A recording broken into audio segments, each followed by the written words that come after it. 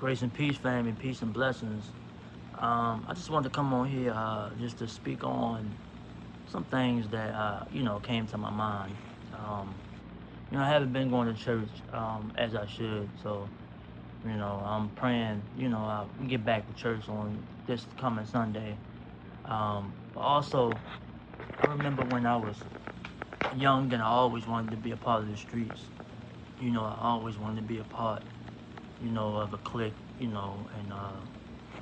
I had to learn the hard way because, you know, um, my family, always told me to stay, grounded, stay in school, do what you gotta do, graduate, get a good job, you know what I'm saying?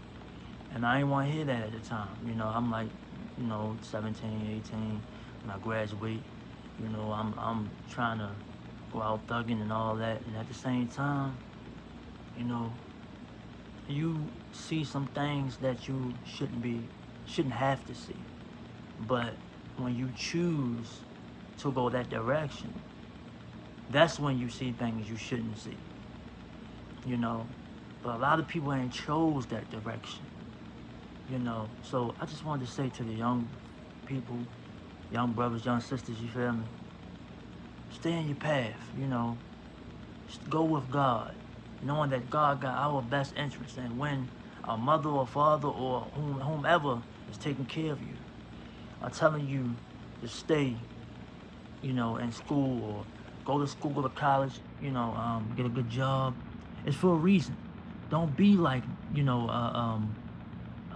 some of these people out in the streets. You can go on Lexington Markham and Pennsylvania Avenue in Baltimore, City, and see that that's a zombie town. You know, don't be like that. You can be better and bigger than what you imagine. God has something special for all of us, but we have to tap into it. We have to know that God, is real, first of all, but also we have to acknowledge, God, and we have to, allow Him to lead us to the direction that He desires to go.